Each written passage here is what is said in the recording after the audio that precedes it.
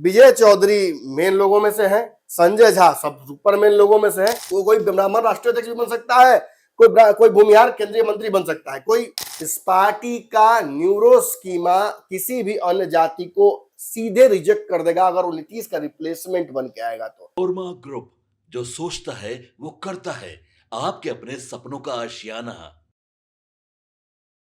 तो भूंजा पार्टी को लेकर क्या देखते हैं आप?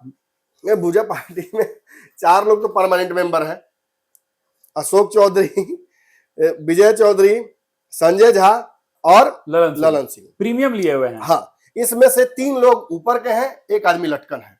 अशोक चौधरी लटकन है, विजय चौधरी मेन लोगों में से है, संजय झा सब सुपर मेन लोगों में से है, ललन सिंह इंडिस्पेंसेबल है। ललन सिंह क्यों है, क्या है, वो किसी को नहीं पता, लेकिन ललन सिंह परमानेंट है, वो रहते हैं, उनके बिना कोई फैसला, कोई हिसाब किताब जदयू का नहीं होता है। नीतीश कुमार का एक पैसिव ट्रस्ट है उनके ऊपर। तो इनके नामों का जो जदयू कार्यालय के बाहर कह लीजिए, सीएम आवास के बाहर इनके नामों का मुर्दाबाद नारे लग रहे थे। उसका कारण है। मैंने बहुत पहले एक पंचनामा किया था आपके साथी, और मैंने एक बात कही थी, जदयू का भविष्य कोई भी ब्राह्मण, भूमिहार, लाला, राजपूत या कोई भी जाति का व्यक्ति नहीं हो सकता है, वो केवल कुर्मी कुशवाहा ही होगा, लव कुश ही होगा। ये जिस पार्टी का न्यूरो स्कीमा जो डिजाइन में ही ये एम्बेडेड है कि वो लवकुश के आसपास ही टिकेगी। हाँ बिल्कुल, सभी समाज के लोगों को मौका मिलेगा, सभी समाज के लोगों को मौका मिलेगा, सभी आगे काम करेंगे।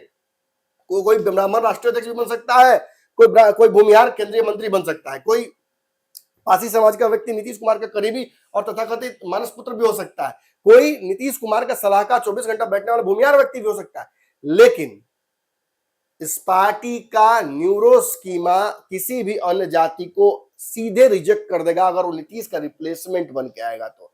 नीतीश का रिप्लेसमेंट, नीतीश के बदले जो आएगा वो नीतीश कुमार के जातीय समीकरण से ही आएगा, इसमें कोई संशय ना रहे आपको।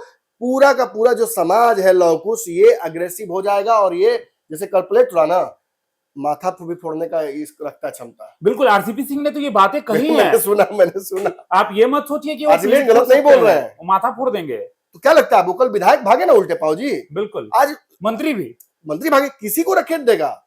आप देख रहे हैं संगठन का जो चुनाव हो रहा है, कितना विरोध हो रहा है। बिल्कुल, अगर चाह देंगे अशोक चौधरी को अपने लोग को जिता देंगे, चाह देंगे विजय चौधरी को अपने आदमी को जिता दे, तो माथा फोड़ के भेज देगा सब। बिहार में सबसे ज्यादा सत्ता का हनक अगर किसी जातीय समीकरण ने एंजॉय किया है तो वो लवकुश और उसके बाद यादव। इन दोनों जातियों का पावर जो है ना, वो सत्ता से ही आता है। तो इसलिए सत्ता का हनक से पावरफुल कुछ नहीं होता है, तो ये भ्रम ना रहे किसी को। हाँ, एक बात जरूर है, नीतीश कुमार, आप जो एक बड़ी बात कह रहे थे मुझसे, मैं उस पर चर्चा करना चाहता हूं कि नीतीश, आरसीपी सिंह ने भी ये सवाल खड़े किए हैं और जायज सवाल है। नीतीश कुमार का तो बिहार में घूमने का प्लान बना हुआ था। बिल्कुल, सासाराम कह रहे थे, वो सासाराम जाने वाले थे 12 तारीख को, फिर 8 तारीख को कार्यक्रम था, तो एकाएक राज्यसभा फिर कैसे भेज दिए? कि रातों रात का सपना आता है क्या? उनको जानकारी नहीं था। बिल्कुल, नीतीश को मतलब अंतिम समय क्षण में बताया गया है कि आपके साथ ये हो रहा है या ऐसा कुछ करना है आपको। मैं वही कह रहा हूं, नीतीश कुमार को प्योर गैस लाइटिंग किया गया है, और करने वाले इन्हीं लोगों में से कोई एक है, ये कोऑर्डिनेटर है। हाँ, यही कोऑर्डिनेटर है। लेकिन इसमें भी खेल है, मैं बता दूं आपको दर्शकों। देखिए, इनमें से किसी एक व्यक्ति के डिप्टी सीएम बनने की प्रबल इच्छा है और एक व्यक्ति के मुख्यमंत्री बनने की इच्छा है। जो बिहार में बहुत पहले होकर रह गया, ये चाहते हैं फिर से एक बार हो जाए।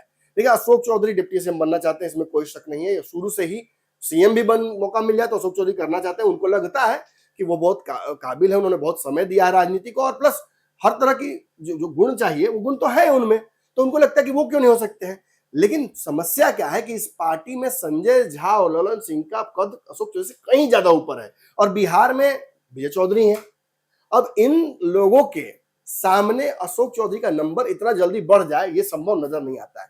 तो कुछ ना कुछ जोड़ घटाव करना पड़ेगा। बिल्कुल, परिस्थितियां एक बैग पैदा करनी पड़ेंगी। आपके सपनों को हमने सजाया है, ई होम्स पैनोरामा को हमने बनाया है। ई होम्स मेरा एक सपना था जिसपे मैं पिछले 4 साल से काम कर रहा था।